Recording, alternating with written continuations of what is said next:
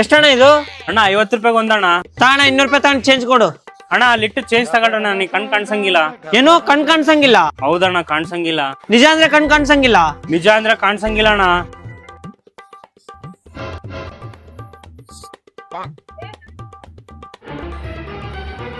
ತಗೊಂಡಿನ ಅಣ್ಣ. ಸರಿ ಅಣ್ಣ. ಅಣ್ಣ ಎಷ್ಟಣ್ಣ ಇದು? 50 ರೂಪಾಯಿ ಅಣ್ಣ. ಸರಿ ತಗೋಣ. ಅಣ್ಣ ಯಾರ್ದಣ್ಣ ಫೋನ್ ಇದು? ಅಣ್ಣ ನಂದೇ ಅಣ್ಣ ಅದು ಫೋನು. ಸರಿ ತಗೋರಿ.